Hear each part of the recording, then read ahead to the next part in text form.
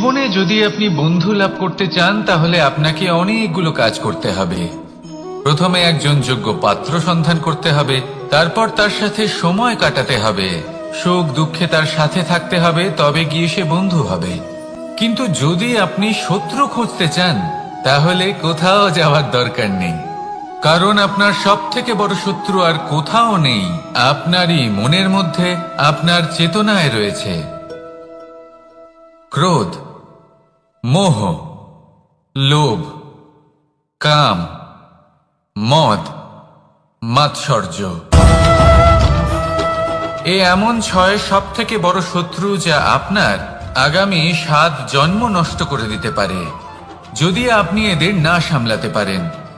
এবার এদের সাথে যদি যুদ্ধ করতে হয় তাহলে একটা মহাভারতের মতো দেখুন, যেখানে অর্জুনও আপনি আর কৃষ্ণও সেই আপনি। কারণ এই যুদ্ধ আর অন্য কারোর সাথে নয়, বরং নিজের সাথে। এগুলো অন্তর মনের যুদ্ধ, আর এটা জয় করা যেতে পারে নিয়ন্ত্রণ এবং অনবরত চেষ্টার দ্বারা। তাই এটাই করুন, এই 6 শত্রুকে পরাজিত করুন এবং আমার সাথে ভালোবেসে বলুন, রাধা রাধা। বেশিরভাগ মানুষই এই কথা জানেন যে আমাদের শরীর 5টি তত্ত্ব দ্বারা নির্মিত, যাকে আমরা পঞ্চতত্ত্ব বলি: জল, অগ্নি, বায়ু, ধরিত্রী এবং আকাশ। এবার এই কথা আমরা সকলে জানি, কিন্তু এগুলোর সাথে কিছু গুণ জড়িয়ে রয়েছে যেগুলো আমরা দেখতে পাই না। যদি এই গুণগুলি আমরা আত্মসাৎ করতে শিখে যাই তাহলে সাক্ষাৎ পরমেশ্বরের দর্শন আমরা পেতে পারি। যদি কথা বলি প্রথম তত্ত্বের, জলের কথা, জল যা প্রত্যেক জ্বলনকে শীতলতা প্রদান করে। এই জলকে দেখুন, যা শুধু প্রবাহিত হতে জানে, থামতে জানে না। জল পাথরের সাথে সংঘর্ষ করতে জানে, যার পথে অনেক বাধা আসে, কিন্তু সে প্রবাহিত হতে থাকে। নিরাকার হলো এই জল, যে কোনো পাত্রেই রাখুন না কেন তার আকার ধারণ করে নেবে। এটাই হলো এর বিশেষত্ব এবং এটাই হলো আমাদের শিক্ষা। কিভাবে প্রবাহমান থাকতে হবে, কিভাবে আমাদের থামলে চলবে না, তাতে আমাদের পথের মধ্যে যতই যেরকমই সমস্যা আসুক না কেন, আমাদের এই জলের মতোই নিরাকার হয়ে যে কোনো পরিস্থিতিতেই প্রবাহমান থাকতে হবে। এই শিক্ষাই জলের থেকে লাভ করুন আর আমার সাথে ভালোবেসে বলুন, রাধা রাধা। আলস্য আপনার আরো একটা অত্যন্ত বড় শত্রু, যা আপনার মনের মধ্যে বসবাস করে আর ধীরে ধীরে আপনার কার্য শরীরের একটা অংশ হয়ে ওঠে। সব কাজে দেরি করিয়ে দেয়, সবকিছু নষ্ট করে দিতে পারে এই আলস্য। এই কাজ আজকে হলো না, কোনো ব্যাপার নয়, কালকে করে নেব। প্রকৃতি আমাদের এটা শেখায় না। ভেবে দেখুন, যদি সূর্য এটা ভাবে যে কাল উদিত হব না, কিছুদিন পরে উদয় হব, তাহলে কি হবে? সমগ্র পৃথিবীর বিনাশ হয়ে যাবে, ঠিক কিনা? দেখুন, এই আলস্য নিয়ে খুব সুন্দর একটা কথা আছে, আলস্যস্য কুত বিদ্যা।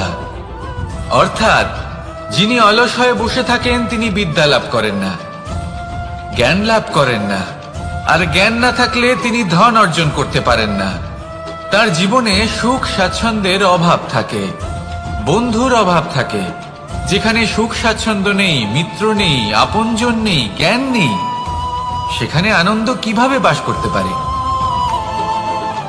সেই জন্য কথায় আছে, যিনি কর্ম করেন তিনি এই সংসারে যে কোনো সুখ স্বাচ্ছন্দ্য ভোগ করতে পারেন। তাই কর্ম করুন, সময়কে সম্মান করুন, আর এই আলস্যের উপর বিজয় লাভ করুন। আর আমার সাথে ভালোবেসে বলুন, রাধা রাধা। পঞ্চতত্ত্বের মধ্যে দ্বিতীয় তত্ত্ব হল ধরণী, ভূমি, যাকে আমরা ধরণী মাতা বলি। এই ধরণী ধৈর্য ধারণ করে, আর এর উপরেই আমাদের সমগ্র সংসার নির্ভরশীল। কারণ এই ভূমি সহ্য ক্ষমতা রাখে, এর সহ্য ক্ষমতা হল অপরিসীম। সন্তান যতই আঘাত প্রদান করুক না কেন, প্রেম পূর্বক সহ্য করে আর তার বদলে অমূল্য রত্ন প্রদান করে। সন্তান যদি হাল চালায় তাহলে তার বদলে তাকে অন্ন প্রদান করে। এটাই হলো ধরনী। এবার এর থেকে আমরা কি শিক্ষা পেতে পারি? এটাই যে কারোর জন্য কিছু করা বা কাউকে কিছু দেওয়া মনে কোনো কামনা ছাড়াই। আর এই কথাটা বুঝে যান, যদি কারোর জন্য কামনা না রেখে বা কোনো পাওয়ার আশা না রেখে কারোর জন্য কিছু করেন বা কারোকে কিছু দেন, যদি এটা আপনি শিখতে পারেন তবে আপনি ভালোবাসতে শিখে গেছেন। আর সেই জন্যই এই ধরিত্রীকে মাতা বলা হয়। কারণ মাতা শুধু উনি নন যিনি গর্ভে সন্তানকে ধারণ করেন, মাতা তো উনিও যিনি জীবন বাঁচতে শেখান, যিনি জীবন বাঁচার উদাহরণ প্রদান করেন। তাহলে ধরনীর থেকে এই নিঃস্বার্থ ভাব শিখুন, নিঃস্বার্থ ভালোবাসা শিখুন, আর এই ভালোবাসার সাথেই বলুন রাধা রাধা।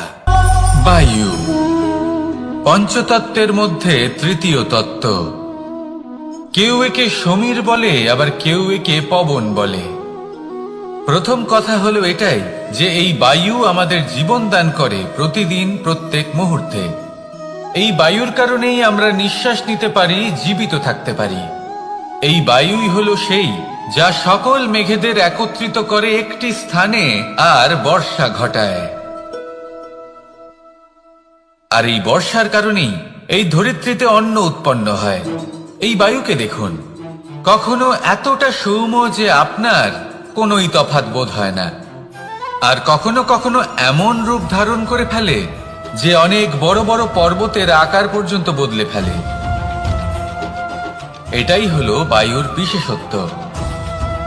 বায়ু শেখায় যে সময়ের সাথে সাথে বইতে থাকো, সকলকে জীবন দান করো, সকলকে সাহায্য করো, কিন্তু যখন বিপদ সামনে আসবে তখন দৃঢ় হয়ে সম্মুখীন হও। বাধা অনুযায়ী নিজেকে গড়ে নিতে হবে, আর কখন কতটা কঠোর হতে হবে আর কখন কতটা সৌম্য হতে হবে এটা বায়ুকে দেখে শিখুন। আর আমার সাথে ভালোবেসে বলুন রাধা রাধা। অগ্নি চতুর্থ তত্ত্ব, সব থেকে বেশি গুরুত্বপূর্ণ কিন্তু তার থেকেও বেশি ভয়াবহ। কখনো অগ্নিকে নিয়ন্ত্রিত রূপে উনুনে জ্বলতে দেখেছেন? এই অগ্নি আমাদের খাবার বানাতে সাহায্য করে, যা আমাদের শক্তি প্রদান করে। কিন্তু এই অগ্নি যখন বিচলিত হয়ে, অনিয়ন্ত্রিত হয়ে কোনো বনের আগুন হয়ে ওঠে, তখন মহা বিনাশ ঘটে যায়। আপনারই অন্তরের ঊর্জা হলো এই অগ্নি। এটা আপনার শক্তিও, আপনার ক্রোধ। একে ব্যবহার কিভাবে করবেন তা আপনারই হাতে। যদি কোনো ব্যক্তি নিজের অন্তরের এই ঊর্জাকে ব্যবহার করেন শক্তির রূপে, তাহলে সে বিকাশ ঘটাতে পারে, নির্মাণ ঘটাতে পারে। কিন্তু যদি কোনো ব্যক্তি তার অন্তরের ঊর্জাকে বিধ্বংসী অস্ত্র বানিয়ে ফেলেন, তাহলে নিশ্চিত রূপে মহা বিনাশ ঘটতে পারে, যাতে বিনাশ তারও অবশ্যই হবে। অনেক বছর পূর্বে এমনই এক আগুনের দ্বারা এই সুন্দর পৃথিবীর নির্মাণ হয়েছিল, আর অনেক বছর পূর্বে এমন এক আগুনেই সমস্ত জীব এবং সংসার বিলুপ্ত হয়ে গেছিল। এবার আপনি আপনার অন্তরের ঊর্জা দ্বারা বিনাশ ঘটাতে চান নাকি নির্মাণ ঘটাতে চান, সেই সিদ্ধান্ত আপনারই। আসুন আমার সাথে ভালোবেসে বলুন রাধা রাধা। পঞ্চম তত্ত্ব, আকাশ নব ব্যোম। আসলে কোনো ভ্রম নাকি সত্য? ভ্রম তো হতে পারে না, কারণ ভ্রমের মধ্যে কেউ বাঁচতেই পারে না। আর যদি সত্য হয় তাহলে এতটাই বিশাল যে আমাদের চোখের থেকে, আমাদের ইন্দ্রিয়ের থেকে, আমাদের মস্তিষ্কের থেকে, আমাদের চিন্তা ভাবনার থেকেও অনেক ঊর্ধ্বে, যাকে আমরা বুঝতেই পারি না। এটা যতটাই বিশাল আকার ঠিক ততটাই সরল। এই আকাশ যতই অন্ধকারাচ্ছন্ন ততটাই আলোর প্রকাশ প্রদান করে থাকে। দেখতে গেলে এ হলো জীবনের সঞ্চালক, কিন্তু যদি ক্রুদ্ধ হয়ে যায় তাহলে প্রাণ কেড়ে নিতেও দ্বিধাবোধ করে না। এই আকাশ শুধুমাত্র পৃথিবী লোক নয়, বরং এই সমগ্র ব্রহ্মাণ্ডকে, এই সমগ্র সৃষ্টিকে, এর প্রত্যেকটা তারাকে, প্রত্যেকটা গ্রহকে একটা বিশেষ স্থান প্রদান করে। এর নিজের কোনোই অস্তিত্ব নেই, কিন্তু সকলকে অস্তিত্ব প্রদান করে। এটাই হলো এই আকাশের মাহাত্ম্য। এই আকাশে হলো মাহাত্ম্যের প্রতিরূপ, যা আমাদের ভাবনা দ্বারা উৎপন্ন হয়। আপনিও আকাশের মতো এই বোধকে আপন করে নিন। আপনার জীবনও আকাশের মতন মহান এবং বিশাল হয়ে উঠবে। আর তখনই মন সুপ্রসন্ন হয়ে বলবে, রাধা রাধা। কাম তৃতীয় পুরুষার্থ। এবার অধিকাংশ মানুষই কাম বলতে বিলাসিতা, বাসনা, লালসা মনে করে ফেলে। আসলে এমন কিছুই নয়। কামের বাস্তবিক অর্থ কি? কামের বাস্তবিক অর্থ হল কামনা। প্রতিটা ব্যক্তি, প্রতিটা মানুষ, প্রতিটা জীব এই সংসারে কোনো না কোনো বিশেষ কারণে আসে।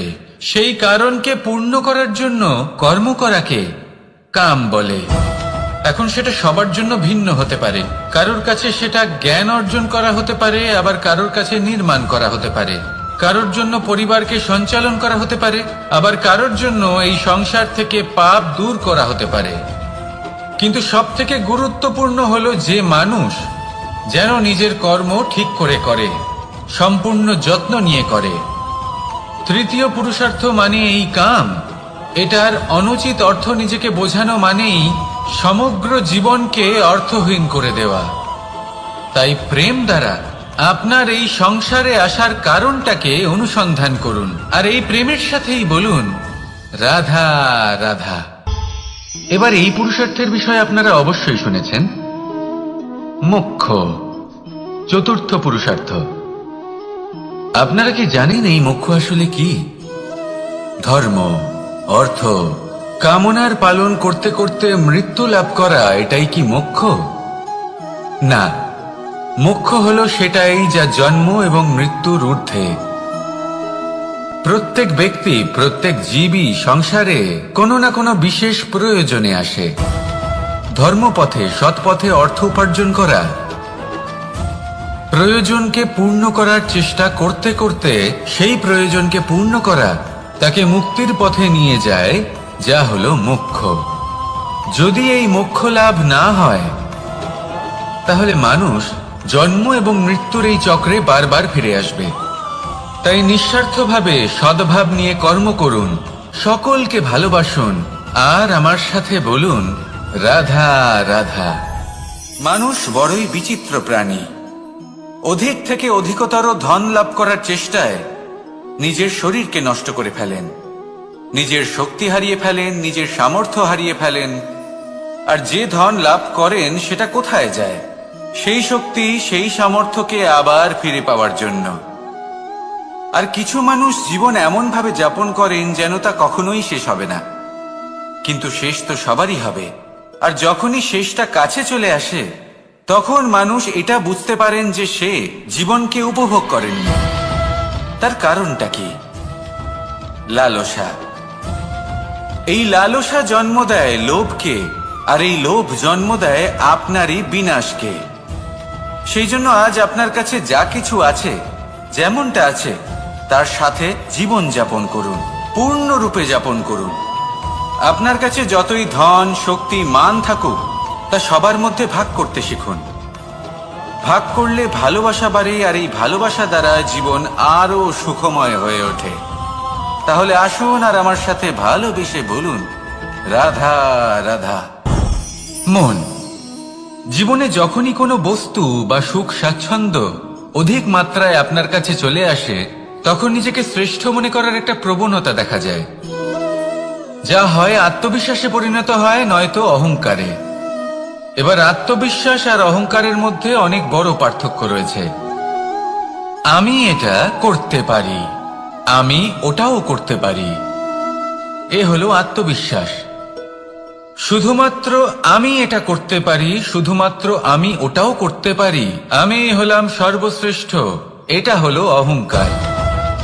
এবার এই অহংকার এর ধ্বনি অনেক দূর প্রবাহিত হয়, আর এর প্রহার সর্বপ্রথম আপনাকে বিপর্যস্ত করে। এবার এই অহংকার এর বিপরীত শব্দ হলো বিনয়, অর্থাৎ নিজের ঊর্ধ্বে উঠে অন্যের বিষয় ভাবনা চিন্তা করা, সংসারের বিষয় ভাবা। এই বিনয়ী হবার চেষ্টা করুন, একের থেকে অনেক হওয়ার চেষ্টা করুন এবং একসাথে থাকার চেষ্টা করুন। নিশ্চিত রূপেই আপনি বিকাশের কারণ হবেন। মত্ততা থেকে নিজেকে দূরে রাখুন, অহংকার থেকে নিজেকে দূরে রাখুন। এই মন প্রসন্ন হয়ে বলবে রাধা রাধা।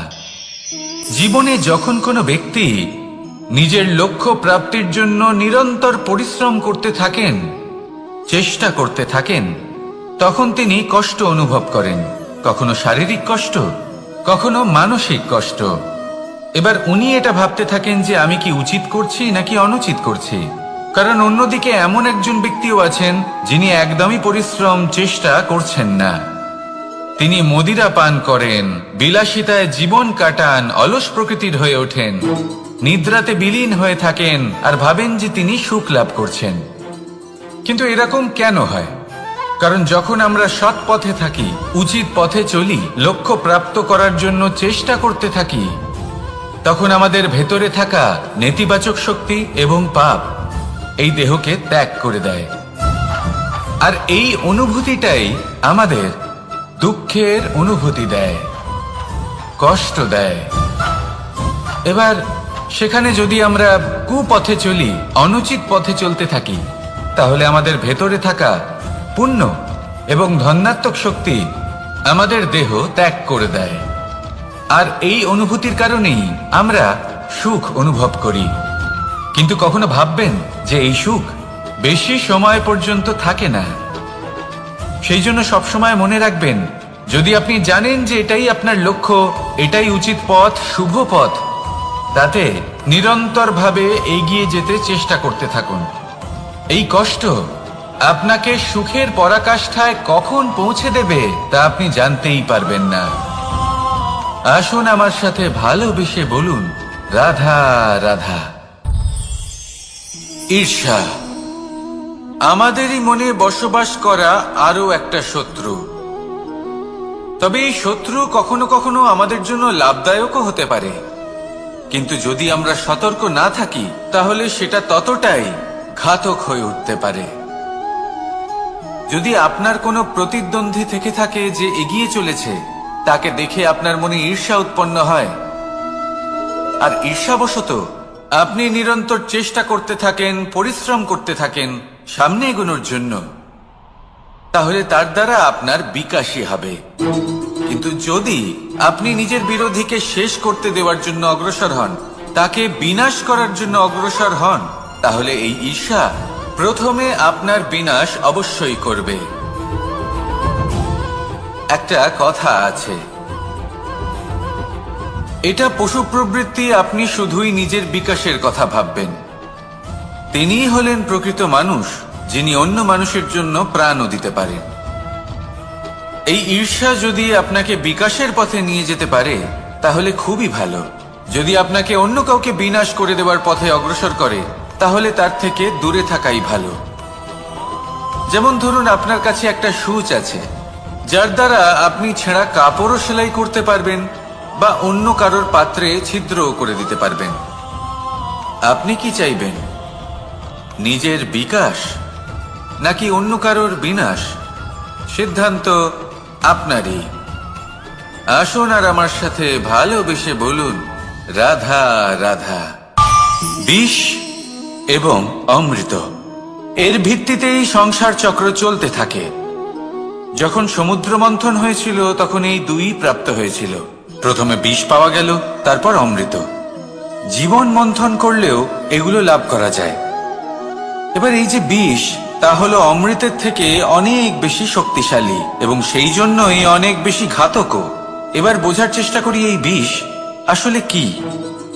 যে কোনো বস্তু বা কোনো ভাব যদি মাত্রার থেকে বেশি পরিমাণে আপনার কাছে থাকে, প্রয়োজনের থেকে বেশি আপনার কাছে থাকে, তাহলে সেটা আপনার কাছে বিষ সমান হতে পারে। তা সে ধন হোক, শক্তি হোক, সম্মান হোক, ইত্যাদি ইত্যাদি। যদি আপনার কাছে এমন কিছু থেকে থাকে যা মাত্রার থেকে বেশি পরিমাণে আপনার কাছে আছে, তাহলে তাকে ভাগ করতে শিখুন। যদি আপনি ভাগ করতে শিখে যান, তাহলে এই বিষই আপনার জন্য অমৃতে পরিণত হবে, আর তাদের কাছেও অমৃত সমান হয়ে উঠবে যাদের এই সাহায্যের প্রয়োজন। তাহলে ভাগ করে নিতে শিখুন আর আমার সাথে ভালোবেসে বলুন, রাধা রাধা। কোনো বাড়িতে, কোনো পরিবারে যখন কারোর জন্ম হয়, তখন তা কত সুখের মুহূর্ত হয়। সেই ছোট্ট সন্তান যখন কিছুটা বড় হয়, সে হাঁটার চেষ্টা করে, আর সেই প্রক্রিয়াতেও খুব বড় একটা শিক্ষা লুকিয়ে রয়েছে, ঠেলে দেওয়া। যখন আপনি হাঁটতে চান, সামনে এগোতে চান, তখন আপনি কি করেন? নিজের পায়ের তলার যে মাটি, তাকে আপনি পেছনে ঠেলে দেন। ব্যাস, এই একই জিনিস তো জীবনেও শিখতে হবে। এবার যদি আপনি জ্ঞানের পথে অগ্রসর হতে চান, তাহলে অজ্ঞানতাকে পেছনে সরিয়ে দিতে হবে। যদি আপনি প্রকাশের দিকে এগোতে চান, তাহলে অন্ধকারকে পেছনে সরিয়ে দিতে হবে।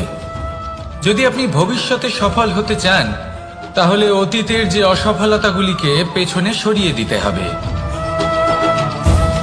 যে জল বইতে বইতে থেমে যায়, তাকে আমরা নালা বলে থাকি। তার থেকে দুর্গন্ধ বের হয়।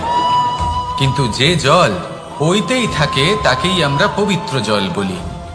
তাহলে আপনিও কর্ম করতে থাকুন, কখনো থামবেন না। আর আমার সাথে ভালোবেসে বলুন, রাধা রাধা। যোগাসন। যোগাসনে আসন অত্যন্ত গুরুত্বপূর্ণ। এবার আমি বলবো সবথেকে শ্রেষ্ঠ আসন কোনটি।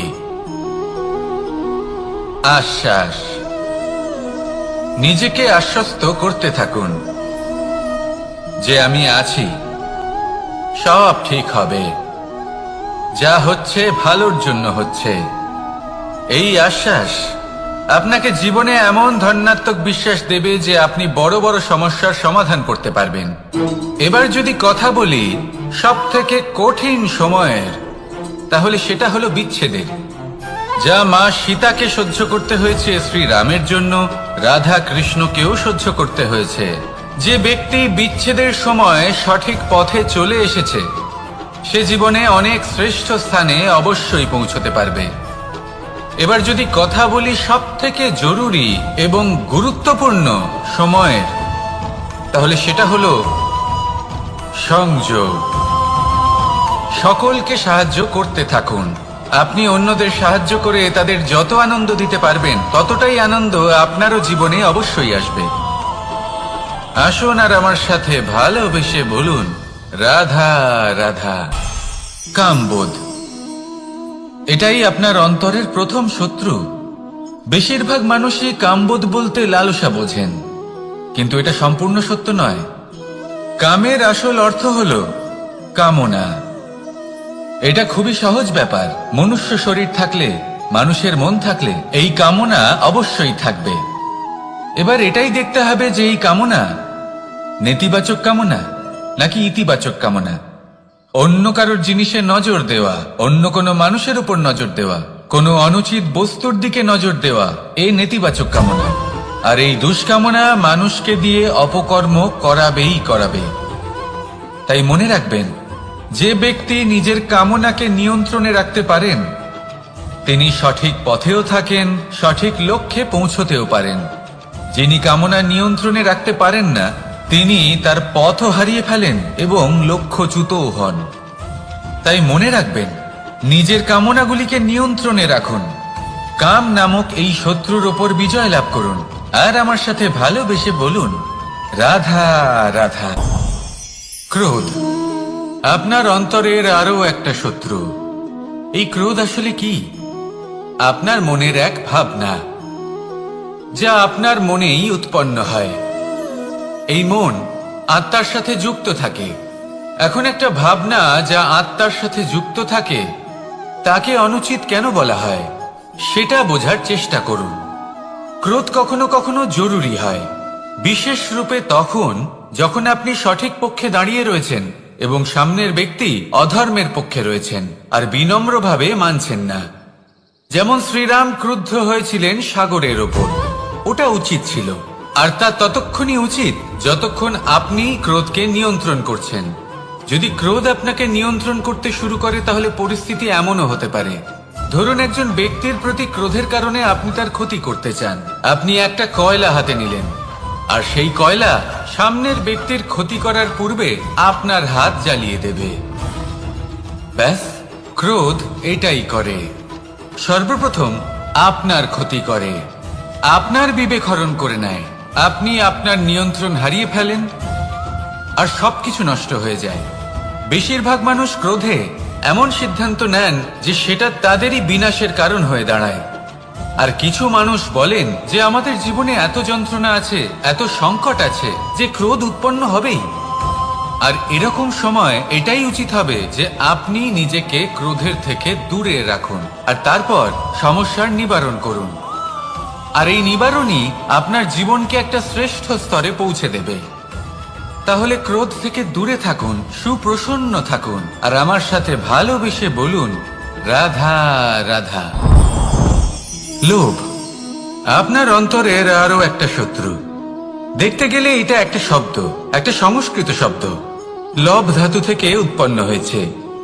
এর অর্থ কিছু লাভ করা।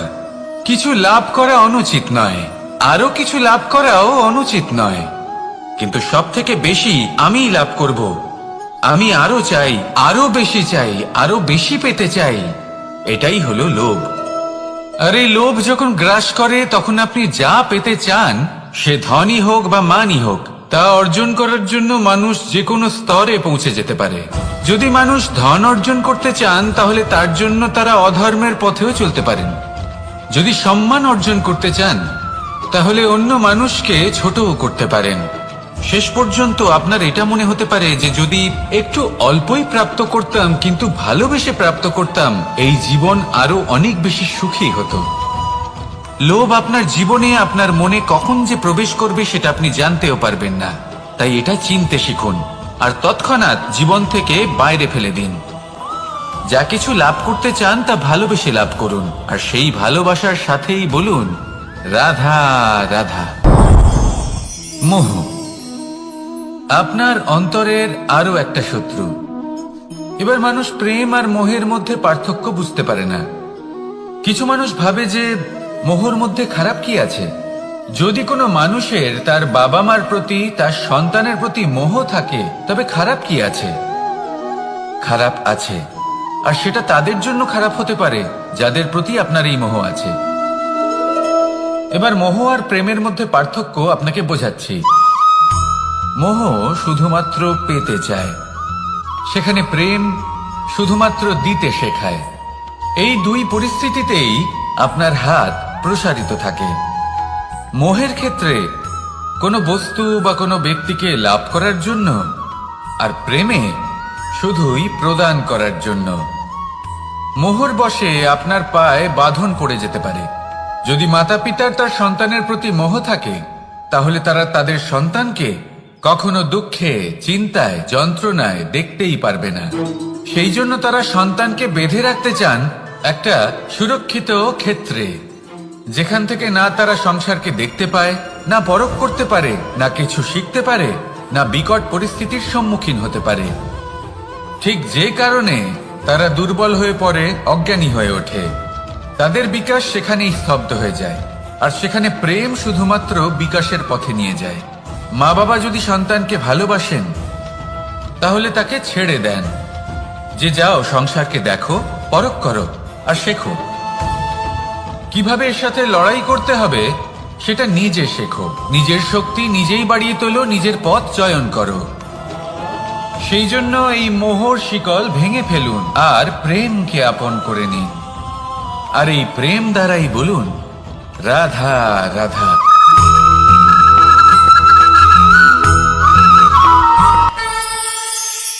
একবার একটা শেয়াল বনে বিচরণ করছিল।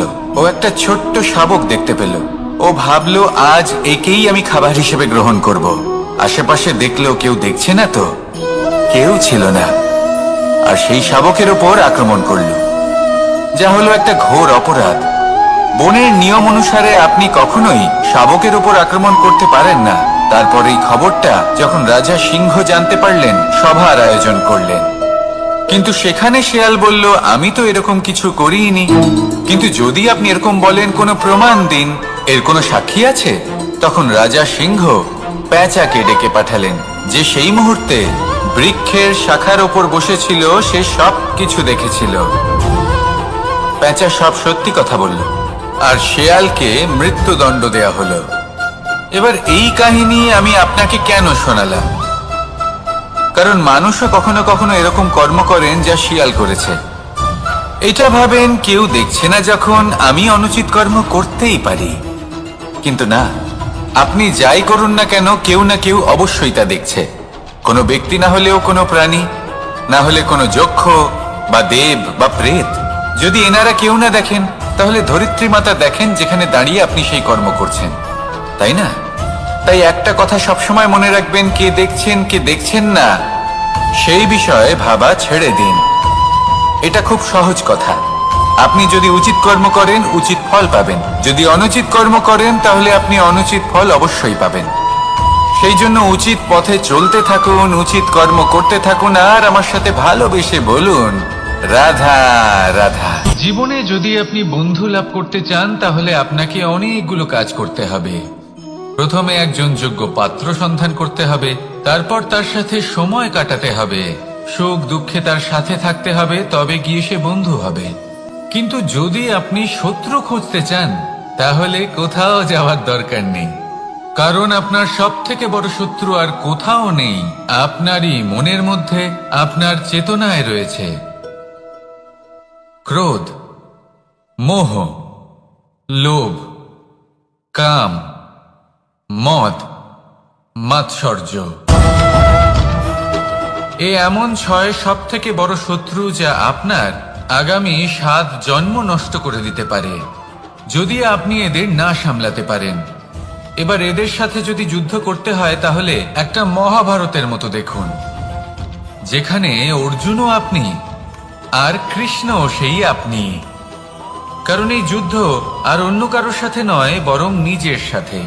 এগুলো অন্তর মনের যুদ্ধ, আর এটা জয় করা যেতে পারে নিয়ন্ত্রণ এবং অনবরত চেষ্টার দ্বারা।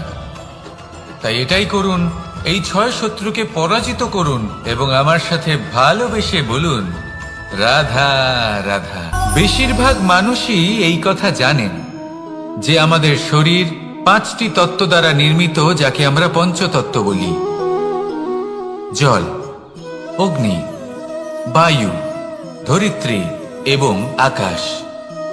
এবার এই কথা আমরা সকলে জানি, কিন্তু এগুলোর সাথে কিছু গুণ জড়িয়ে রয়েছে, যেগুলো আমরা দেখতে পাই না। যদি এই গুণগুলি আমরা আত্মসাৎ করতে শিখে যাই, তাহলে সাক্ষাৎ পরমেশ্বরের দর্শন আমরা পেতে পারি। যদি কথা বলি প্রথম তত্ত্বের, জলের কথা, জল যা প্রত্যেক জ্বলনকে শীতলতা প্রদান করে।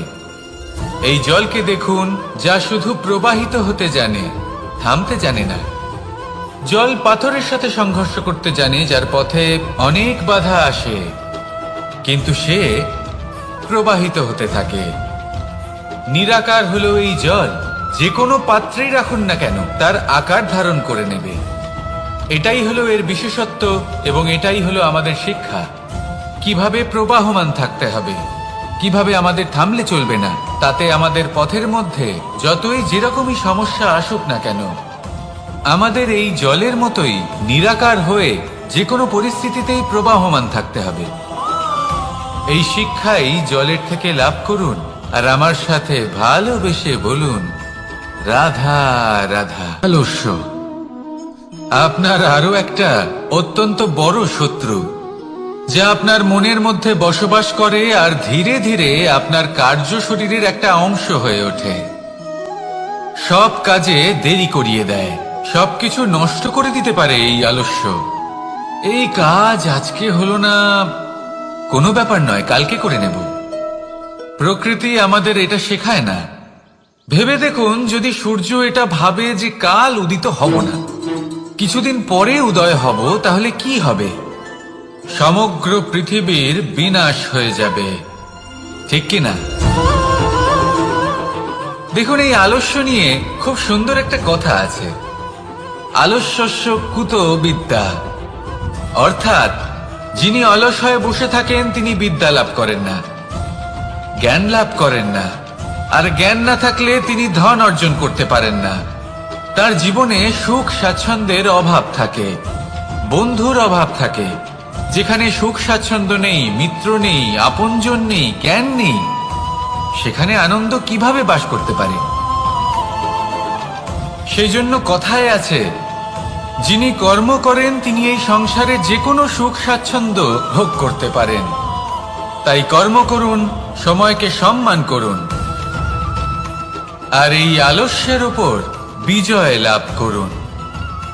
আর আমার সাথে ভালোবেসে বলুন, রাধা রাধা। পঞ্চতত্ত্বের মধ্যে দ্বিতীয় তত্ত্ব হল ধরণী, ভূমি, যাকে আমরা ধরণী মাতা বলি। এই ধরণী ধৈর্য ধারণ করে, আর এর উপরেই আমাদের সমগ্র সংসার নির্ভরশীল।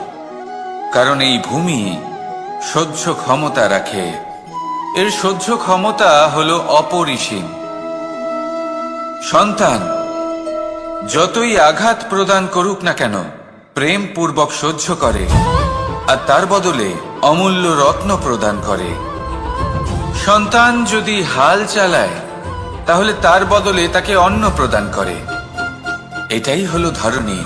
এবার এর থেকে আমরা কি শিক্ষা পেতে পারি? এটাই যে কারোর জন্য কিছু করা বা কাউকে কিছু দেওয়া মনে কোনো কামনা ছাড়াই। আর এই কথাটা বুঝে যান, যদি কারোর জন্য কামনা না রেখে বা কোনো পাওয়ার আশা না রেখে কারোর জন্য কিছু করেন বা কারোকে কিছু দেন, যদি এটা আপনি শিখতে পারেন, তবে আপনি ভালোবাসতে শিখে গেছেন। আর সেই জন্যই এই ধরিত্রীকে মাতা বলা হয়। কারণ মাতা শুধু উনি নন যিনি গর্ভে সন্তানকে ধারণ করেন, মাতা তো উনিও যিনি জীবন বাঁচতে শেখান, যিনি জীবন বাঁচার উদাহরণ প্রদান করেন। তাহলে ধরণীর থেকে এই নিঃস্বার্থ ভাব শিখুন, নিঃস্বার্থ ভালোবাসা শিখুন, আর এই ভালোবাসার সাথেই বলুন, রাধা রাধা। বায়ু পঞ্চতত্ত্বের মধ্যে তৃতীয় তত্ত্ব। কেউ একে সমীর বলে, আবার কেউ একে পবন বলে। প্রথম কথা হলো এটাই যে এই বায়ু আমাদের জীবন দান করে প্রতিদিন, প্রত্যেক মুহূর্তে। এই বায়ুর কারণেই আমরা নিঃশ্বাস নিতে পারি, জীবিত থাকতে পারি। এই বায়ুই হলো সেই যা সকল মেঘেদের একত্রিত করে একটি স্থানে আর বর্ষা ঘটায়। আর এই বর্ষার কারণেই এই ধরিত্রীতে অন্ন উৎপন্ন হয়। এই বায়ুকে দেখুন, কখনো এতটা সৌম্য যে আপনার কোনোই তফাৎ বোধ হয় না, আর কখনো কখনো এমন রূপ ধারণ করে ফেলে যে অনেক বড় বড় পর্বতের আকার পর্যন্ত বদলে ফেলে। এটাই হলো বায়ুর বিশেষত্ব। বায়ু শেখায় যে সময়ের সাথে সাথে বইতে থাকো, সকলকে জীবন দান করো, সকলকে সাহায্য করো, কিন্তু যখন বিপদ সামনে আসবে তখন দৃঢ় হয়ে সম্মুখীন হও। বাধা অনুযায়ী নিজেকে গড়ে নিতে হবে, আর কখন কতটা কঠোর হতে হবে আর কখন কতটা সৌম্য হতে হবে, এটা বায়ুকে দেখে শিখুন। আর আমার সাথে ভালোবেসে বলুন, রাধা রাধা। অগ্নি চতুর্থ তত্ত্ব, সব থেকে বেশি গুরুত্বপূর্ণ কিন্তু তার থেকেও বেশি ভয়াবহ। কখনো অগ্নিকে নিয়ন্ত্রিত রূপে উনুনে জ্বলতে দেখেছেন? এই অগ্নি আমাদের খাবার বানাতে সাহায্য করে, যা আমাদের শক্তি প্রদান করে।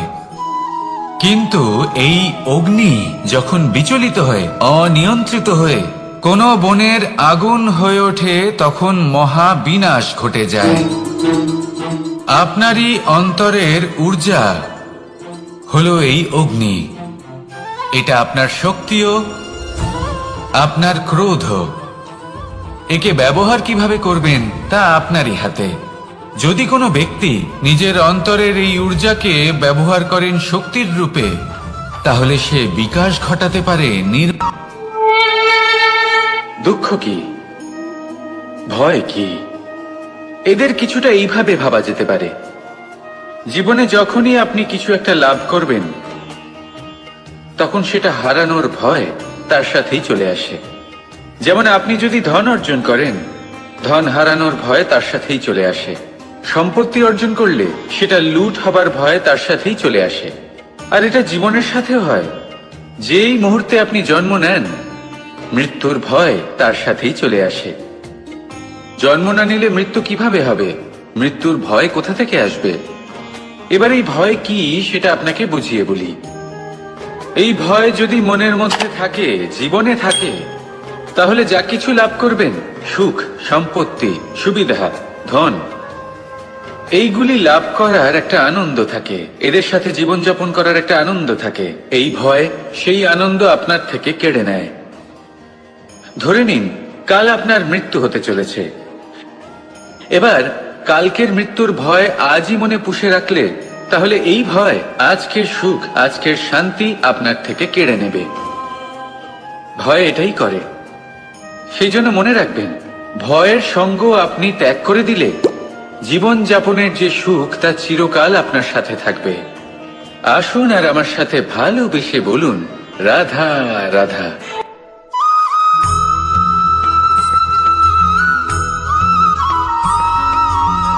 নারী জন্মসূত্রে কারোর কন্যা, ধর্মসূত্রে কারোর পত্নী, আর কর্মসূত্রে কারোর মা।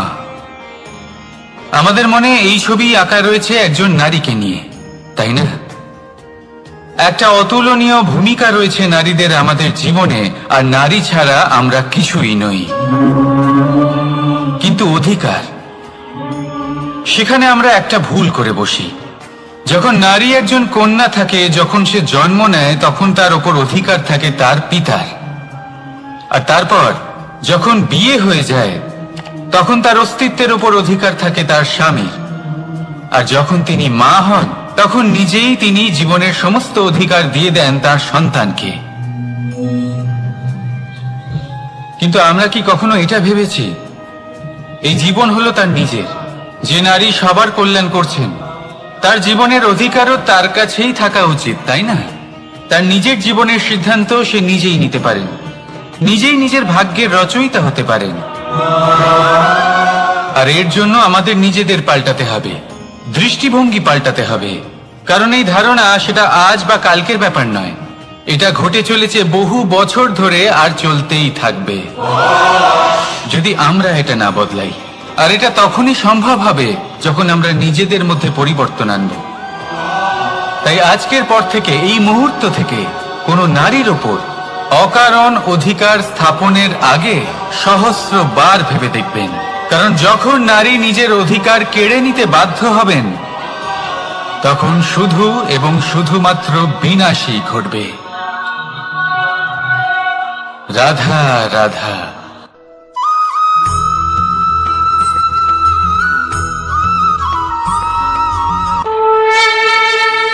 দুঃখ এমন এক অনুভূতি যেটা আমরা চাই বা না চাই, আমাদের জীবনে এটা অবশ্যই আসবে।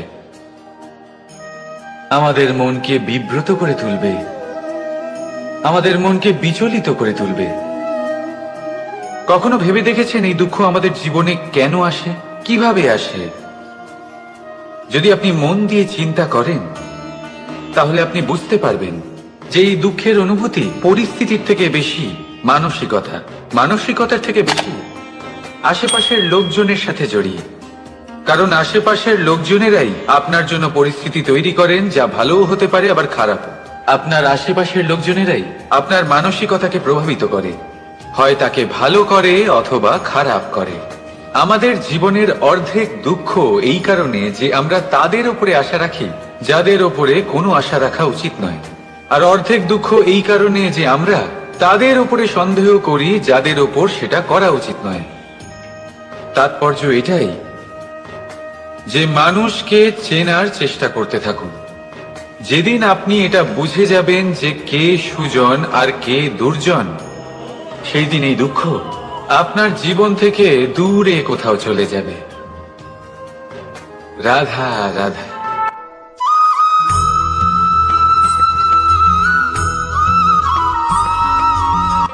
প্রেম এই সংসারে এসেছিল এই সংসারকে প্রেমের শিক্ষা দেওয়ার জন্য, এই জীবনের সুখের অনুভূতি আসলে কি তা শেখানোর জন্য।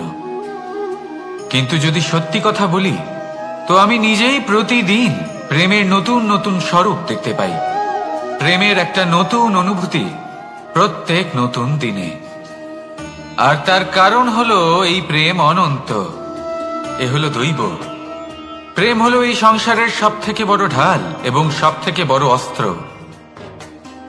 এই প্রেম ছাড়া না কোনো ন্যায় হয় আর না কোনো শাস্ত্র, না জীবন আছে আর না অন্ত।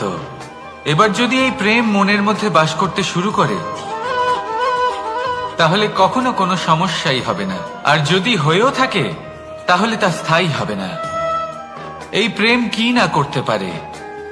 এই প্রেম সমস্ত সমস্যা মিটিয়ে ফেলতে পারে, আপনার মনের মধ্যে অহংকারকেও বিনাশ করে দিতে পারে, আপনাকে সাক্ষাৎ ঈশ্বরের সাথে দেখা করাতে পারে। তাই প্রেমের দ্বারা প্রয়াস করতে থাকুন, এই সংসারের প্রত্যেক মানুষকে, প্রত্যেক বস্তুকে, প্রত্যেক জীব জন্তুকে ভালোবাসবেন। আর এই প্রেমের দ্বারাই বলুন রাধা রাধা।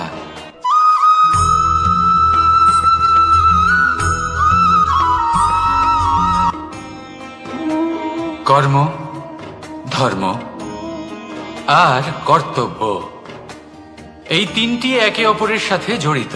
আর অনেক সময় এই তিনটি পালন করতে করতে আমাদের সেই ব্যক্তির সামনে গিয়ে দাঁড়াতে হয়, তার বিরুদ্ধেই যেতে হয়, যাকে আমরা সব থেকে বেশি ভালোবাসি। কিন্তু সেইখানে এই যুদ্ধ কোনো ব্যক্তিগত যুদ্ধ থাকে না, এ হলো কর্ম, ধর্ম আর কর্তব্যের যুদ্ধ। এটা সরল নয়, অত্যন্ত কঠিন হয় তার সম্মুখীন হওয়া যাকে আমরা সব থেকে বেশি সম্মান করি। কিন্তু আমাদের তো আমাদের ধর্মের পথে চলতেই হবে, কারণ আমরা কর্মবদ্ধ, কর্তব্যবদ্ধ, আর এটাই করা উচিত। শুধু এটুকু মনে রাখবেন, যদি আপনার উদ্দেশ্য শুভ হয়, আপনার ভাবনা শুভ হয়, আপনি যদি কর্ম, ধর্ম আর কর্তব্যের পথে অগ্রসর হন, তাহলে এই প্রক্রিয়াতে যদি আপনাকে আপনার আরাধ্যেরও সামনে দাঁড়াতে হয়, তাহলেও আপনার কোনো ক্ষতি হবে না। তাহলে আসুন আর আমার সাথে ভালোবেসে বলুন রাধা রাধা।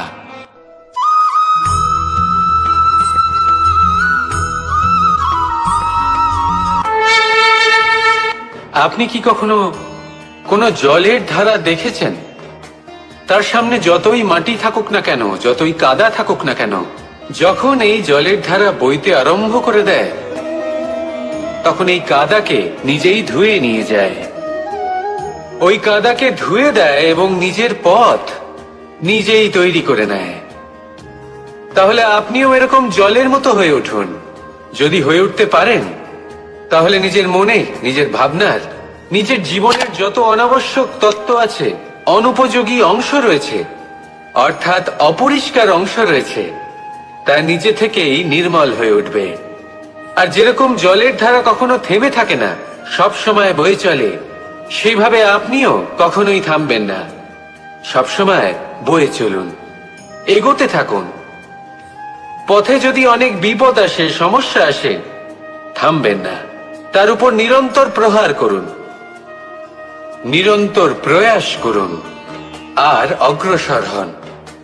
আপনি ভেবে দেখুন, এই জলের ধারা কখনো থেমে থাকে না, সবসময় বয়ে চলে, বিপদের সম্মুখীন হয়ে তাকে সাথে বয়ে নিয়ে চলে। সেই জন্য জলের ধারা, প্রবাহমান এই ধারা, এর থেকে কখনো দুর্গন্ধ আসে না, এতে কখনো ময়লা জমতে পারে না, বরং পালিত হয় সুন্দর প্রাণবন্ত জীবজন্তু, যেমন সুন্দর ছোট মাছ। তাই আপনিও এটাই করুন, কখনো থামবেন না, শুধু চলতে থাকুন, জলের ধারার মতো বইতে থাকুন। আপনি আপনার লক্ষ্য অবশ্যই খুঁজে পাবেন, আর তার সাথে নিজের অন্তরের যে মালিন্য রয়েছে, তা আপনি নিজেই নিজের থেকে দূরে করে দেবেন। তাহলে আসুন আর আমার সাথে ভালোবেসে বলুন রাধা রাধা।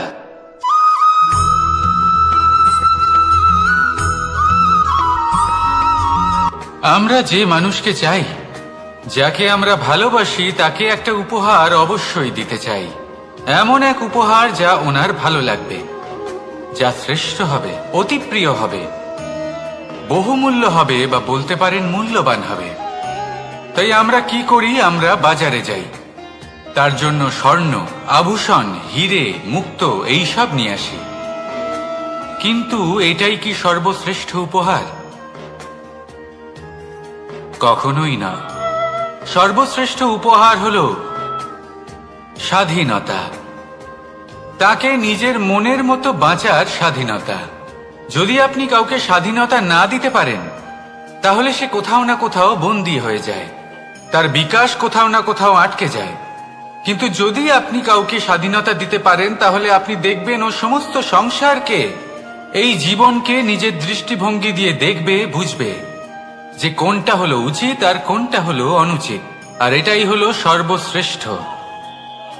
আর এবার যদি কাউকে স্বাধীনতার মাধ্যমে এত বড় একটা শক্তি দিতে পারেন, তাহলে আপনি আমাকে বলুন, এর থেকে বড় উপহার আর কি হতে পারে? আসুন আর আমার সাথে ভালোবেসে বলুন, রাধা রাধা।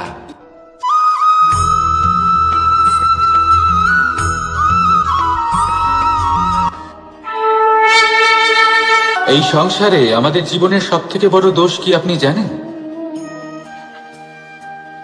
কেউ বলবেন লোভ, কেউ বলবেন লালসা, কেউ বলবেন অসত্য। দেখুন, দুঃখের মূল কারণ হলো পরিশ্রম না করা।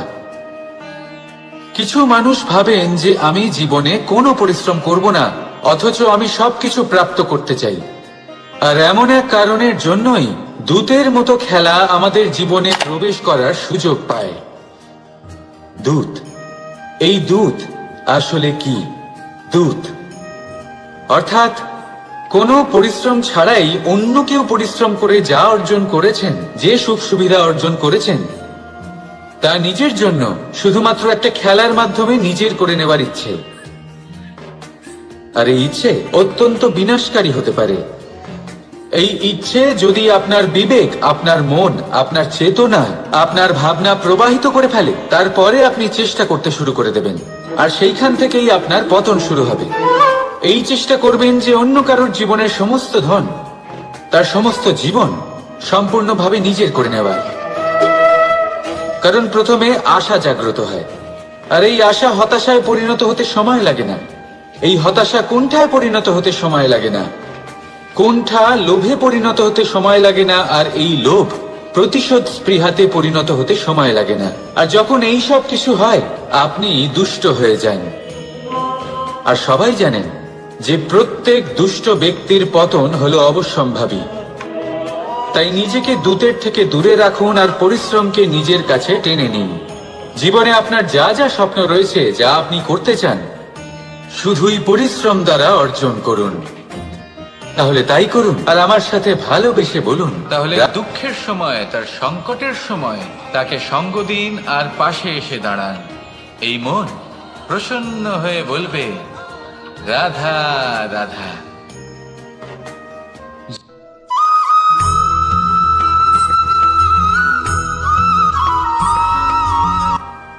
জীবনে এমন কিছু কাজ রয়েছে যা আপনাকে একাই করতে হয়, আর এমন কিছু কাজ রয়েছে যা আপনাকে একসাথে মিলে করতে হয়, একজোট হয়ে, সঙ্গবদ্ধ হয়ে। এবার সঙ্গবদ্ধ বলতে কি বোঝাতে চাইছি? আমি তাদের কথা বলছি না যারা বাস্তবিকভাবে একে অপরের সাথে কাজ করেন। আমি তাদের কথা বলছি যারা একে অপরের থেকে দূরে থেকেও একে অপরকে বিশ্বাস করেন। আমি আগেও বলেছিলাম, সমস্ত বিশ্বের আশা বিশ্বাসেই বসবাস করে, তাই না? তাই যেখানে সমস্ত বিশ্ব আছে, সমস্ত সংসার আছে, সেইখানেই বিশ্বাস রয়েছে। তাই আপনার আশেপাশে এমন দল সঙ্গবদ্ধ করুন যাদের আপনার উপর বিশ্বাস আছে আর যাদেরকে আপনি বিশ্বাস করতে পারেন। তাহলে আসুন আর আমার সাথে ভালোবেসে বলুন, রাধা রাধা।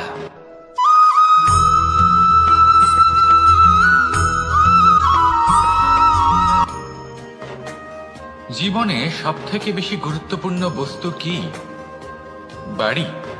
বাহন, সোনা, ধন।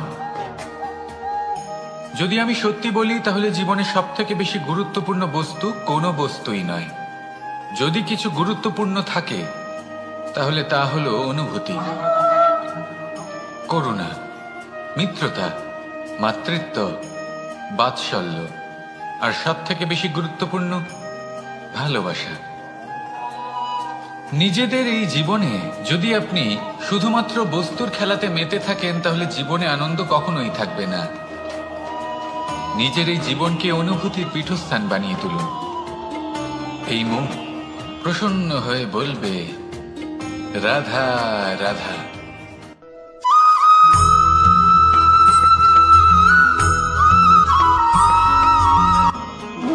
আপনি কখনো কোনো সাধারণ পাখি দেখেছেন? যেমন বাবুই। সে কি করে? সে কোনো গাছের ডালে নিজের বাসা বানায়। এবার সেইখানে বাসা বানানো সহজ ব্যাপার, কারণ সামগ্রী আশেপাশেই পাওয়া যায়। কিন্তু সমস্যা হলো আক্রমণ। কোনো সাপ বা অন্য কোনো পশু ওর বাসাতে ওর সন্তানদের উপর না আক্রমণ করে বসে, এই ভয়ে তার সব সময় থাকে। আর এটা সব থেকে কঠিন ব্যাপার এদের জন্য, নিজের বাসায় নিজের সন্তানদের সুরক্ষা। আর বাজ পাখি, যদি আমরা বাজের কথা বলি তাহলে তারা কি করে? বাজ পাখি কোনো উঁচু পাহাড়ের শিখরে কোনো পাথরের খাঁজে নিজের বাসা তৈরি করে। এবার ওখানে বাসা বানানো একেবারেই সহজ ব্যাপার নয়, কারণ সামগ্রী আশেপাশে পাওয়া যায় না, দূর থেকে নিয়ে আসতে হয়। কিন্তু সেইখানে আক্রমণের ভয়ও কখনোই থাকে না। এইভাবে উচিত রূপে ও নিজের বাসা রক্ষা করতে পারে, নিজের সন্তানদের রক্ষা করতে পারে। এর সারমর্ম হলো এটাই, যদি সমস্যা বড় হয় তাহলে সমাধানও উচ্চমানের হওয়া উচিত। একটা বাজ পাখির মতো ভাবা আরম্ভ করে দিন। জীবনে যে কোনো সমস্যা ছোট মনে হবে। রাধা রাধা।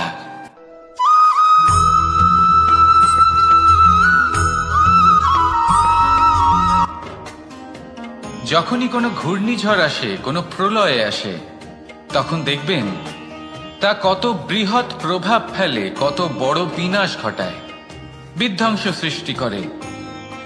যখন বন্যা আসে তখন কত গভীর প্রভাব ফেলে, কত সর্বনাশ ঘটায়। নদীর পাড়ও ভেঙে বয়ে নিয়ে যায়। সেখানে কোনো গাছকে দেখুন, শান্তভাবে দাঁড়িয়ে থাকে, চুপ করে, আর নিজের কাজ করে, ছায়া প্রদান করে, ফল প্রদান করে, কোনো শব্দ না করেই নীরবে কর্ম করে। যদি নদীর কথা বলি, নদী যখন বয়ে চলে খেতে জল প্রদান করে, বনস্পতিদের প্রাণ প্রদান করে, আমাদের পানীয় জল দেয়। এত মহান কাজ করে কোনো শব্দ না করে, নীরবতার সাথে। এ হলো এক শিক্ষা যে এই সংসারে যারাই মহান কর্ম করেন তারাই নীরব থেকে সেই কর্ম করতে থাকেন, কারণ ওনারা জানেন যে গুরুত্বপূর্ণ প্রচার নয় বরং কর্ম। আর যারা রুদ্রের সাথে থাকেন, কোলাহল করেন, তারা শুধুমাত্র ধ্বংসই করেন।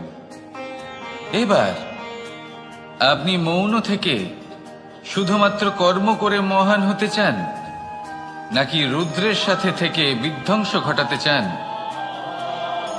সিদ্ধান্ত আপনারই। আসুন আর আমার সাথে ভালোবেসে বলুন, রাধা রাধা।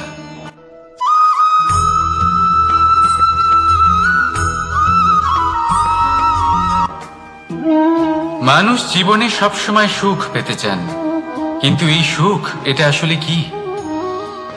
এই সুখের আসল রূপ কি? আমি বলি, সুখের আসলে দুটি রূপ হয়, বাহ্যিক সুখ, আত্মিক সুখ। আর এটা ঠিক তেমনই হয় যেরকম আমাদের শরীরের সাথে জড়িত ছায়া আর আমাদের শরীরের মধ্যে বসবাসকারী আত্মার। যদি ছায়ার কথা ভেবে দেখেন তাহলে বুঝতে পারবেন, আমাদের শোবার সময় ভোরবেলা এই ছায়া অনেক বড় হয়ে যায়। যখন এই সূর্য মাথার উপরে চলে আসে, তার তাপ বেড়ে যায়, তখন এই ছায়া ছোট হয়ে যায়। আর যেই অন্ধকার নেমে আসে, এই ছায়া আপনার সঙ্গ ত্যাগ করে। এরকমই হয় বাহ্যিক সুখ। আর এবার কথা বলি আমাদের শরীরের মধ্যে বসবাসকারী এই আত্মা। এই আত্মা কখনো আমাদের সঙ্গ ত্যাগ করে না, সব সময় আমাদের সাথে জড়িয়ে থাকে।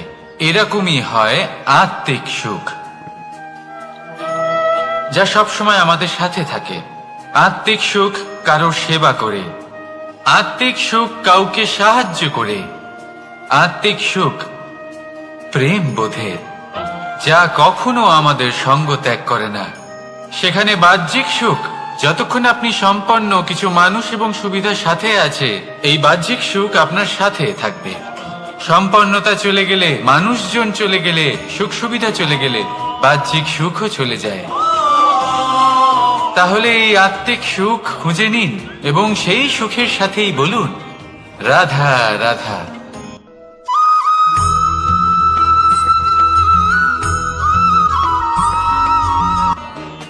আপনি জীবনে কি হবেন সেটা আপনার পরিশ্রম, আপনার নিরন্তর প্রয়াস আর আপনার নির্বাচিত দিশার উপর নির্ভর করে না। এটা নির্ভর করে আপনার সঙ্গতির উপরেও। এই সঙ্গতি যা হলো অত্যন্ত গুরুত্বপূর্ণ। প্রকৃতিও আমাদের এটাই শেখায় বিভিন্ন উদাহরণ দিয়ে। যদি আপনাকে একটা উদাহরণ দিই, কখনো বাতাসের প্রবাহ লক্ষ্য করবেন। এই বাতাসের প্রবাহ যখন কোনো পুষ্পকে স্পর্শ করে, সেও সুগন্ধে পরিপূর্ণ হয়ে যায়। এই বাতাসের প্রবাহ যখন কোনো নালীর উপর দিয়ে প্রবাহিত হয়, তখন সেও সুগন্ধহীন হয়ে যায়।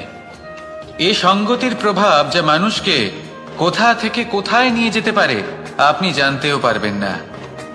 এ হলো সঙ্গতির প্রভাব, যেখানে চানার সাথে গুড়ও মিশে যেতে পারে।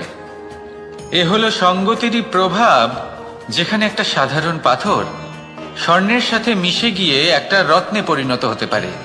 তাই এই সঙ্গতির বিষয়ে বিশেষ খেয়াল রাখবেন।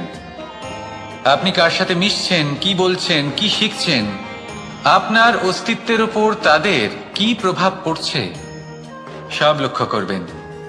আর আমার সাথে ভালোবেসে বলবেন রাধা রাধা।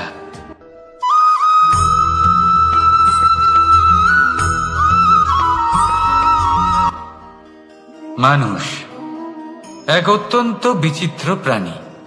পরিকল্পনা করে, ষড়যন্ত্র করে, প্রচেষ্টা করে, কাউকে পরাজিত করার চেষ্টাও করে। সাপকে একটা দড়ি মনে করে হাতে চেপে ধরার চেষ্টা করে, কিন্তু একটা কথা বুঝতেই পারে না, সময়ের এই সাপ, এটা হাতে চেপে ধরাই যায় না। আর আপনি যা করবেন তা আবার ফিরে আসবে আপনারই সামনে।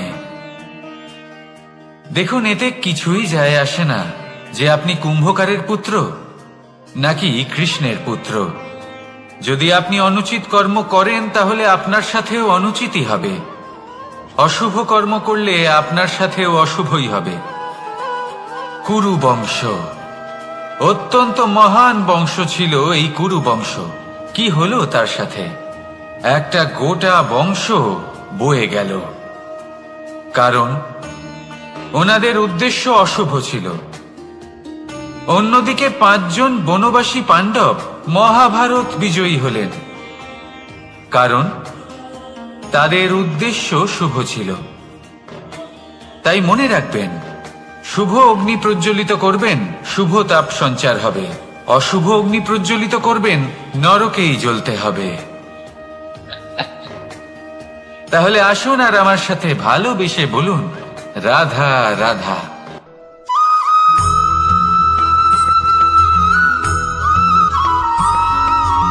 অগ্নি চতুর্থ তত্ত্ব, সব থেকে বেশি গুরুত্বপূর্ণ, কিন্তু তার থেকেও বেশি ভয়াবহ।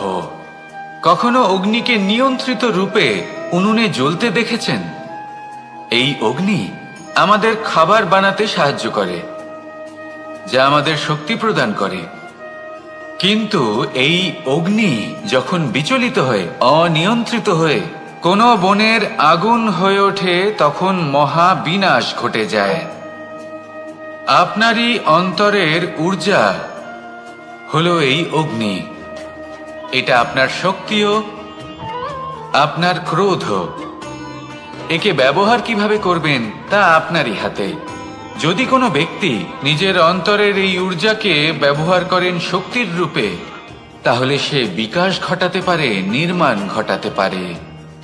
কিন্তু যদি কোনো ব্যক্তি তার অন্তরের ঊর্জাকে বিধ্বংসী অস্ত্র বানিয়ে ফেলেন, তাহলে নিশ্চিত রূপে মহা বিনাশ ঘটতে পারে, যাতে বিনাশ তারও অবশ্যই হবে।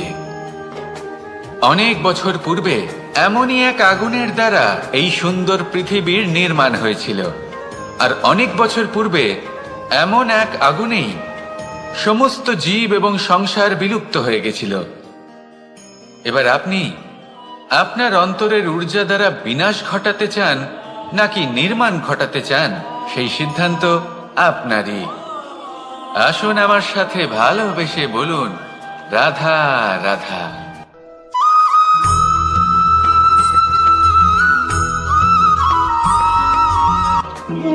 মানুষ জীবনে সবসময় শিখরে পৌঁছতে চায়, অনেক উঁচুতে উঠতে চায়, আর তার জন্য তারা কি না করে, পরিকল্পনা করে, ষড়যন্ত্র করে, প্রার্থনা করতে থাকে, আবার কারোর কাছে সাহায্যও চায়। কিন্তু এত কিছু করা সত্ত্বেও অনেক সময় মানুষ শিখরে পৌঁছতে পারে না।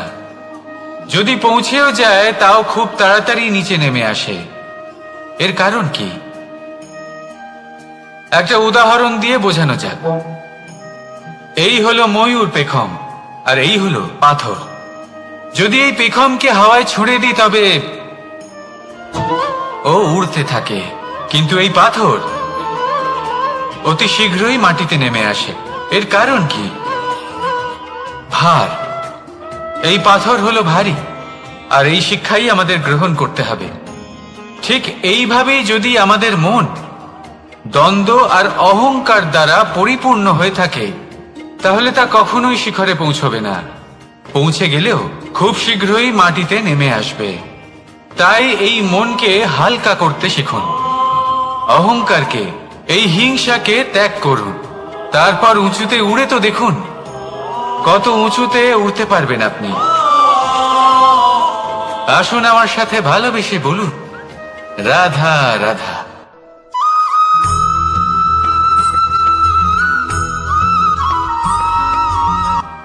কখনো কখনো এমন হয় আমরা আমাদের বাড়ির উঠোনে বীজ বপন করি, আর তা বিকশিত হয় একটা সুন্দর বৃক্ষে।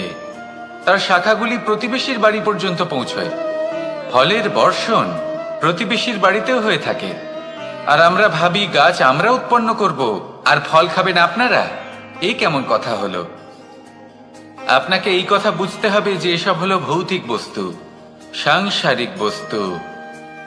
কখনো নিজের বাড়ির বাগানে ভালোবাসার গাছ বপন করে দেখুন, তার শাখাও প্রতিবেশীর বাড়ি পর্যন্ত পৌঁছবে, ফলের বর্ষণ সেখানেও হবে।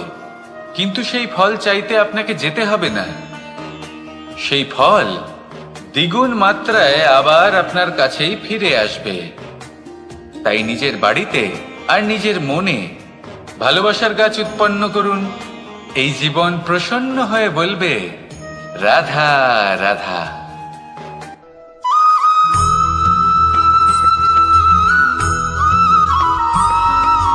আজ আমি আপনাকে এমন এক গল্প শোনাবো যা আমার নন্দ বাবা আমাকে শুনিয়েছিলেন যখন আমি ছোট ছিলাম।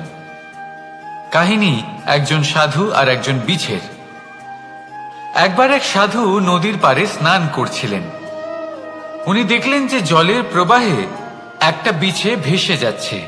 তার প্রাণ বাঁচানোর জন্য উনি তাকে তুলে নদীর পাড়ে রাখার চেষ্টা করলেন, কিন্তু যেই সেই বিছেকে উনি হাতে তুললেন, সেই বিছে ওনাকে কামড়ে দিল।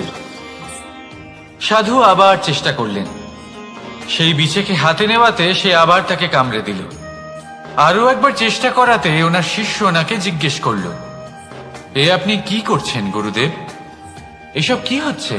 আপনি তারই প্রাণ বাঁচানোর চেষ্টা করছেন যে আপনাকে কামড়ে দিচ্ছে। গুরুদেব উত্তর দিলেন যে ও বিছে হয়েই নিজের কর্ম করছে, নিজের প্রবৃত্তি, নিজের ব্যবহার বদলাচ্ছে না। তাহলে আমি সাধু হয়ে তা কেন বদলাবো? এর তাৎপর্য হলো সরল, যে সংসারে কিছু মানুষ আছেন যারা হয়তো খারাপ, দুষ্ট প্রকৃতির, আর হয়তো তারা কখনোই বদলাবেন না, কখনোই কোনো পরিবর্তন আসবে না। কিন্তু তার মানে এই নয় যে আমরা আমাদের কর্ম করা ছেড়ে দিই, আমরা আমাদের প্রচেষ্টা ছেড়ে দেব। আগে না, আমাদের তো করতেই হবে, কারণ ইতিহাস সাক্ষী আছে যে এই চেষ্টা এই সংসারের ধারাকেও বদলে দিতে পারে। তাহলে আপনিও আসুন আর আমার সাথে ভালোবেসে বলুন, রাধা রাধা।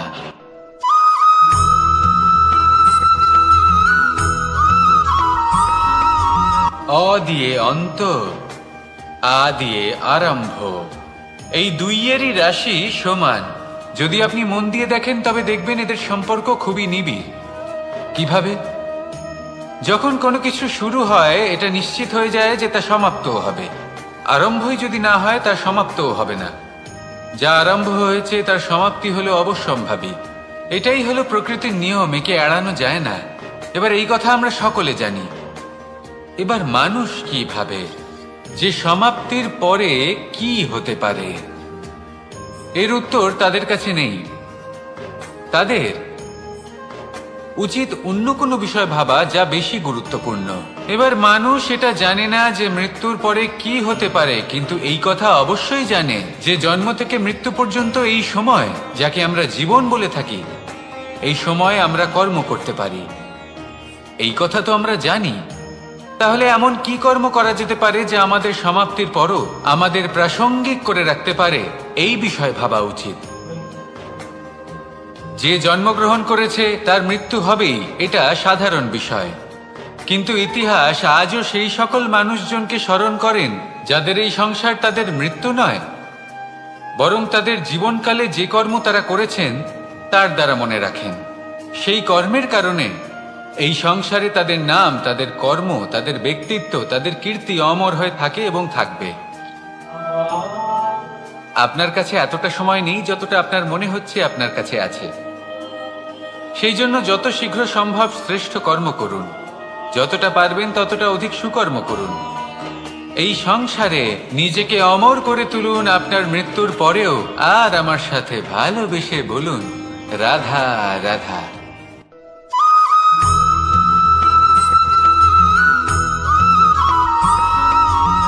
আপনি কখনো কোনো পাখি দেখেছেন? তীব্র বায়ু, ভয়ানক বর্ষা, হিংস্র জীব একাধিকবার তাদের বাসা নষ্ট করে দেয়, কিন্তু তাও সে ঝড়ের সাথে ঝগড়া করে না। সে কখনো বর্ষাকে হিংসে করে না, আর না সে হিংস্র পশুদের উপর প্রতিশোধ নেয়। সে শুধু স্থান পরিবর্তন করে, অন্য কোনো শক্ত ডালে আবার নিজের বাসা বানাতে উদ্যোগী হয়, আর তারপর সফল হয়ে নিজের পরিবার প্রতিষ্ঠা করে। আর তারপর কিছু মাসের মধ্যেই তার ছোট সন্তানদের আকাশে ডানা মেলে উড়তে দেখা যায়। অন্যদিকে একটি সাপ প্রহারের প্রতিশোধ নেওয়ার উদ্দেশ্যে মানুষের বসতিতে প্রবেশ করে, আর শেষে সে নিজেই মারা যায়। এই শিক্ষাই আমাদের মানুষদের জন্য প্রযোজ্য। প্রতিশোধের আগুনে মানুষ স্বয়ং ভস্ম হয়ে যায়, উত্থান থেকে পতনের দিকে নিয়ে যায়। তাই যদি জীবনে উন্নতি করতে হয় তবে পরিবর্তনের চিন্তা নিয়ে কর্ম করুন, নয়তো প্রতিশোধ আপনাকে রসাতলে তলিয়ে দেবে।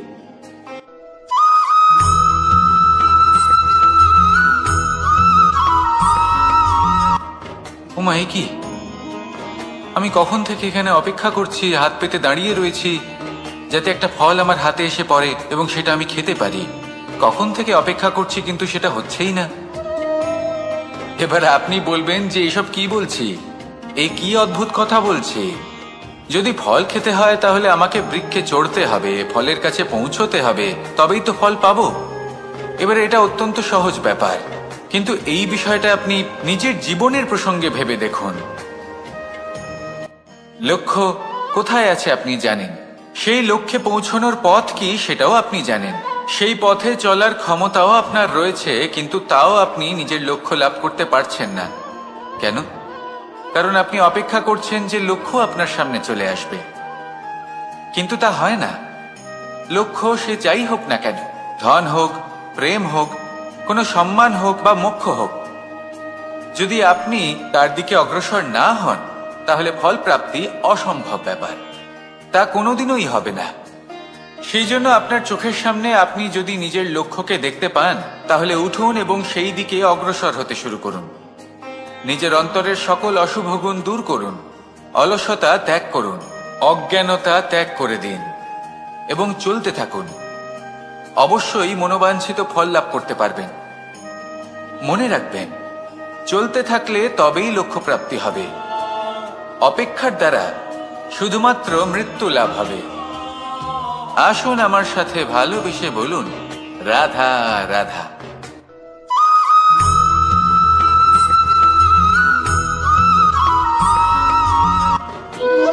সংসারে সব থেকে কঠিন কাজ কি? কেউ বলবেন পর্বত আরোহণ করা, কেউ বলবেন সাঁতার কাটা, কেউ বলবেন আকাশে ওড়া। কিন্তু বাস্তবে সত্যি কি এগুলি কঠিন? আসলে যদি দেখা যায় তো এগুলি কিছুটা আলাদা। যে কাজ আমরা করতে অভ্যস্ত নই, আমরা তাকে কঠিন ভেবে নিই। যেমন সাঁতার কাটা আলাদা, পাহাড়ে ওঠার কলা আলাদা, আকাশে ওড়ার কলা আলাদা। যেমন কিছু মানুষ গণিত আর বিজ্ঞানকে কঠিন ভেবে নেয়, কিন্তু বাস্তবে এটা সাহিত্যের থেকে কিছুটা ভিন্ন, কঠিন নয়। দেখুন, এই সংসারে কঠিন কিছুই নেই, শুধু একে অপরের থেকে কিছুটা ভিন্ন। যেমন কোনো মানুষ হন, সম্পর্ক হোক, কারোর চিন্তাধারা বা বিচার বুদ্ধি হোক, কখনো কখনো আমরা বুঝতে পারি না, কারণ আমাদের চিন্তাধারা ও বিচার বুদ্ধির থেকে সেগুলি আলাদা। কিন্তু যদি এটা বুঝে নেওয়া যায় যে সেটা কঠিন নয়, একটু ভিন্ন মাত্র, তাহলে অনেক সম্পর্ক বাঁচানো যেতে পারে। রাধা রাধা।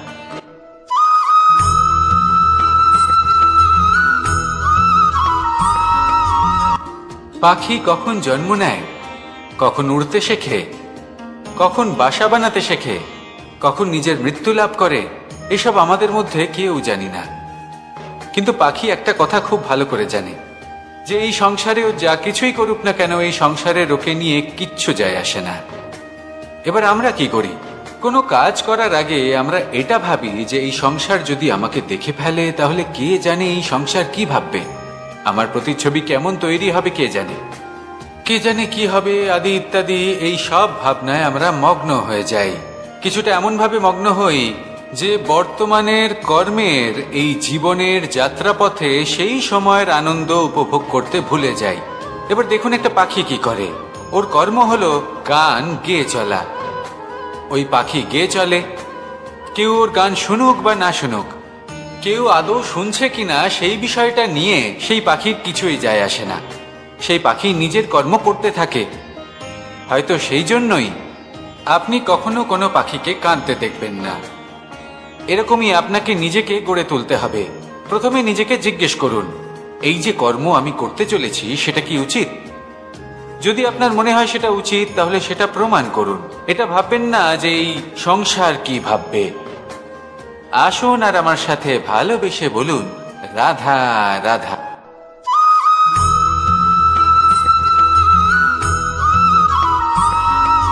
জীবনকে রথ বলা হয়, কিন্তু কেন? এখন আপনি বলবেন এই জন্য কারণ জীবনও ঠিক রথের মতোই চলতে থাকে। কিন্তু আপনি কখনো এই রথকে বোঝার চেষ্টা করেছেন? এই রথে সামনে ঘোড়া থাকে আর পিছনে চাকা। এই ঘোড়া হলো আপনার কর্ম, আর এই চাকা কর্মফল। এই ঘোড়া যেখানেই যায়, রথের চাকাগুলি সেখানেই এগোতে থাকে। যদি আপনার ঘোড়া অর্থাৎ আপনার কর্ম শুভ সহজ পথে চলে, তাহলে আপনার যাত্রাও আনন্দময় হবে। যদি কুকর্মের খারাপ পথে চলেন, তাহলে আপনার যাত্রা খানা খন্দ দিয়ে ভরে যাবে। আপনার কর্মগুলিকে ঘোড়ার মতো নিয়ন্ত্রণে রাখুন। ফলের চাকা সর্বদাই আপনাকে মধুর পরিণামই দেবে। রাধা রাধা।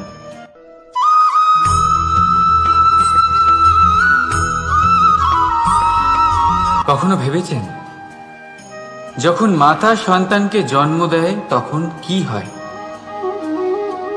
9 মাস গর্ভে ধারণ, প্রসবের তীব্র যন্ত্রণা, যে যন্ত্রণা এতটাই ভয়ানক হয় যে মনে হয় সন্তানের জন্মের সাথে মাতারও এক নতুন জন্ম হচ্ছে। আর এই জন্মের সাথে শেষ হয় মাতার যন্ত্রণার। কিন্তু যদি আপনি আপনার দৃষ্টিভঙ্গি পাল্টে দেখেন, তাহলে আপনি বুঝতে পারবেন যে এই যন্ত্রণার অন্ত এক অপার আনন্দের প্রারম্ভ সন্তানে, আর সন্তান মাতা পিতার জন্য সুখের প্রারম্ভ। জীবনের সাথে এটাই হয়। আমরা কখনো কখনো কোনো সম্পর্ক বা পরিস্থিতির যন্ত্রণার অন্তের জন্য এত বিচলিত হয়ে যাই যে সেই আনন্দের প্রারম্ভ আমরা দেখতেই পাই না। মনে রাখবেন, যন্ত্রণা আনন্দের প্রারম্ভের লক্ষণ মাত্র।